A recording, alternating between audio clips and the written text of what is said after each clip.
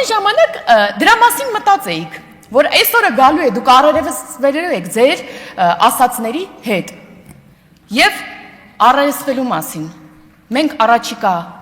շրջանում ամեն օր ձեզ առերեսելու ենք ձեր ասածների հետ։ Ձեր քթից բերելու ենք 300,000 ադրբեջանցիները հատ-հատ ու յուրաքանչյուրից հետ, որովհետև դուք դրանով ահաբեկել եք մեր ժողովրդին։ Ու հիմա պետք է ես նենց բարձր եմ տեղից խոսում, կարող եմ ես էլ տեղից խոսել։ Ու հիմա պետք է պատասխան տաք այդ տերորի համար մեր քաղաքացիներին։ Այն քաղաքացիները, որ ձեզ ուղարկել են այստեղ, իրանք հիմա դիսկուս կա սոցցանցում, թե ինչու չերթվեցիք։ Օրինակ ինչի չերթվեցիք։ Ժամանակին միայն պարոն Սաղաթելյանը չերթվեց ու ասաց, որ ինքը մի երթում ա տվել զենքի վրա, բոլորը դաշնակցական եք, թե այլ պատճառ կա։ Ու մարդիկ քննարկում են, ասում են կարող է, որովհետև հանուն Հայաստանի Հանրապետության անկախության, ինքնիշխանության հզորացման չեք ցանկանում բարեխղճորեն կատարել ժողովրդի ներկայացուցիչի ձեր պարտականությունները։ Չեք պատրաստվում պահպանել Հայաստանի Հանրապետության սահմանադրությունն ու օրենքները։ Կարող է, որովհետև չեք ցանկանում նպաստել Հայաստանի Հանրապետության պետականության ամրապնդմանը, շահերի պաշտպանությանը, անել ամեն ինչ կամ քաղաքացիների քաղաքացիական համերաշխության համար, քաղաքացիների անվտանգության համար, պաշտպանության համար։ Երևի մտածում են մարդիկ, ասում են, երևի չեն կատարելու, չեն պահելու, դրա համար չեն երթվում։ Կարող եք դուք ձեր ուրեմն տարբերակն ասել, եթե սա չէ։ Պարոն Ռուբինյան, եթե նկատեցիք, ձեզ հարցեր չկային, օրինակ Ռուսաստանի հետ հարաբերություններից, որտեղ բոլորը խնդիր են տեսնում այս օրերին։ Չկար հարցեր, օրինակ ԵԱՏՄ-ի հետ կապված խնդիրներին առաջացող, օրինակ կաթնամթերքի խնդիրը, չէ՞։ Մեր քաղաքացիները այսօր բախվում են, մանավանդ որ ինչ-որ փորձաքննություն ցույց է տվելու կաթնամթերքի մեջ այդ խնդիրները չկան եւ այլն եւ այլն։ Օրինակ, ասեք, ձեր գործիքակազմը խորհրդարանի նախագահի ո՞նց եք պատրաստվում կիրառել, որպեսզի այդ խնդիրները մեր ժողովուրդը այդ խնդիրներին չառերեսվի։ Չէ, ձեզ հետաքրքրում է Թուրքիայի հետ հարաբերությունները, Ադրբեջանի հետ հարաբերությունները, որտեղ այդտեղ մենք գնում ենք կարգավորման։ Դա ձեր պլանների մեջ չի մտնում։ Կարգավորվող հարաբերությունները, դիվանագիտական հարաբերությունների հաստատումը ձեր պլանների մեջ չի մտնում։ Այ Ռուսաստանի հետ կապված խնդիրները, ԵԱՏՄ-ի հետ կապված խնդիրները ձեր պլաններով ամեն ինչ գնում, դրա համար դուք այստեղ որևէ հարց չունեք։ Չէ՞ որ մինչև ընտրություններն էլ ասում եք, որ այ նման բան լինի, մի հատ էլ ասում եք պիտի Ռուսաստանը ուշադրություն հրավիրի իշխանամերձ գործարարներին եւ նրանց համար խնդիրներ առաջացնի, հիմա փաստորեն դուք սրա հետ բացարձակ խնդիր չունեք։ Տիկին Վարդանյանն ասում էր, որ ինչ որ երեսպաշտությունից էր խոսում, Տիկին Վարդանյան, յուրահատուկ երեսպաշտություն է պետք։ Այսքան ընտրակաշառքների մեղադրանքների, այսքան այս ամեն ինչից հետո գաք ու ընտրակաշառքից խոսակ, ընտրակեղծարարությունից խոսակ։ Սա ասում է մի ուժ, որի թիմակիցների մեծ մասը իդեպ երկուսի էլ այն Բարգավաճ Հայաստանն էլ ձեզ բոնուս։ Մեծ մասը այսօր անցնում է այդ ընտրակաշառք բաժանելու մեղադրանքներով, հարյուրավոր մարդիկ։ Ու ասեմ ամենակարևորը, այդ մարդկանց մեծ մասը, պարոն Կարապետյան, տվել են խոստովանական ցուցմունքներ, ասել են այո, մեզ վերագրվող արարքը մենք գործել ենք։ Մեծ մասը հետաքրքրում է, ճիշտ է, պարոն Վարդևանյանի հետ կապված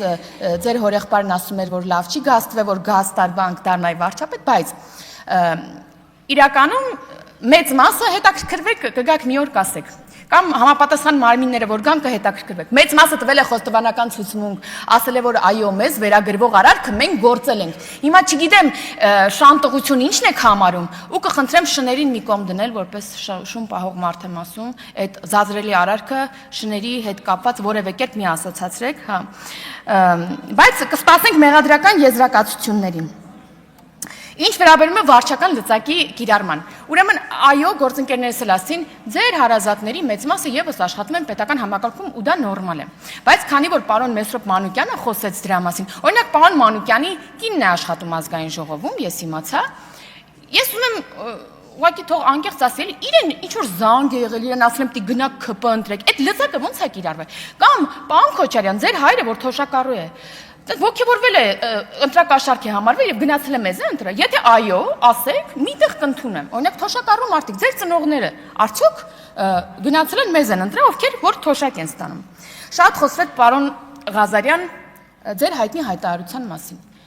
Իմ գործընկերները ցիտեցին, բայց ես կուզեմ լսենք սկզբի համար, որտեվ սա ուրիշ Դեպքն է արդեն, որ հայ սակրավորը պայթում է Հայաստանի տարածքում հայ զինվորի կողմից տեղադրված ականի վրա։ Մաղթում ենք, որ դա վերաբերվի բոլորին։ Ինչքան հայ սակրավոր կմտնի Մաղթել ենք ընտրությունները եւ որ տեղ էին ունենում հսկայական հիբրիդային գրոհներ Հայաստանի Հանրապետության նկատմամբ։ Այս մասին մենք խոսել ենք, ես անձամբ խոսել եմ նաև տարբեր միջազգային կառույցներում։ Առաջին անգամ էր, որի քաղաքական գործիքներից անդին կիրառվել է Հայաստանի Հանրապետության նկատմամբ տնտեսական գործիքակազմ։ Պարոն Կարապետյան, ես ինձ թույլ կտամ որպես երիտասարդ, բայց 3 գումարումների պատգամավոր ձեզ մի խորհուրդ տալ։ Օրինակ Էդգար Ղազարյանին կարող եք խորհուրդ տալ, որ այն ելույթը, որ նա ունեցել է, շատ ավելի սուրբ նման ելույթներ օրինակ ունեցել է Քրիստինե Վարդանյանը։ Քրիստինե Վարդանյանն ներկայացնում է մի կուսակցություն, որն ունի Տիկին Վարդանյանը չեմ սխալվում 150 տարվա պատմություն։ 115-ն էլ իմ կողմից, 150-ամյա պատմություն։ Այս մարդիկ, որ այստեղ էին նստած, իրանք ես դաշնակցության հետ ունեմ 0 համաձայնություն քաղաքականապես, բայց իրենք ունեն հետագից, քաղաքական հետագից։ Իրանք այս խոսույթը անդադար շարունակեն, ինչ նշանակում գործադիրում Ադրբեջանի ներկայացուցիչն է Ռուբինյանը Թուրքիայի։ Սա ձեզ տանելու այնտեղ, եթե ոչ դուրս։ Ես առաջարկում եմ ձեզ որպես ել եմ կրկնում երիտասարդ падգամավոր, բայց արդեն երրորդ չտանելու։ Իմ բարի խորհուրդն է Էդգար Ղազարյանի հետ այս մասին խոսել, որպեսզի նա դադարի ասել, որ մեր գործադիրի ղեկավարը Ադրբեջանի կողմից նշանակված կամ չեմ էլ հիշում ոնց ասեց։ Պարոն Վարդևանյան, լավ է եկաք, էս ուր էիք։ Բայց չեք պատրաստվում եք ժողովրդին ասել ինչու մանդատը վայր դրեցիք։ Այդ ինչ անհամաձայնություն եք Ռոբերտ Քոչարյանի հետ, որը չկա Կարապետյանի հետ, այո, մանդատը այդպիսի բան է, երբ որ մանդատը վայր ես դնում, պետք է պատասխանես հանրությանը, թե ինչ անհամաձայն, չէ, ես այսօր հենց նոր բացեցի ձեր տեքստը, ոչ մի քաղաքական տեքստ այդտեղ չկար, ասացի գործընկերներից հետ քննարկել եմ անձնական որոշում է, եկեք այս ամբիոնից պատասխանեք մյուս անգամ, ինչ անհամաձայնություն ունեիք Ռոբերտ Քոչարյանի հետ, որ չունեք Սամվել Կարապետյանի հետ։ Իսկ սիրելի քաղաքացիներ, ես համաձայն եմ, որ խորհրդարանը թերևս ամենացածր վարկանիշ ունեցող կառույցներից մեկն էր վերջին տարիներին եւ այստեղ բոլորս մեր չափաբաժին մեղքն ունենք եւ որ մենք իրար վիրավորում ենք շատ հաճախ պետք է հիշենք որ մենք չենք վիրավորում անձնապես իրար մենք վիրավորում ենք այս կառույցը մեր բոլորի պատասխանատվությունն է ազգային ժողովը դարձնել վստահելի մարմին որովհետև բոլոր նրանք ով կռիվ են տալի Հայաստանի Հանրապետության դեմ փորձում են ոչնչացնել վստահությունը քաղաքացիների մեր պետական ինստիտուտների նկատմամբ։ Ես անձամբ դա թույլ չեմ տալու, կոչ եմ անում ձեզ նույնպես դա թույլ չտալ։ Ես վստահ եմ, որ պարոն Ռուբինյանը կարող է կատարել իր արժև ծառացած լիազորությունները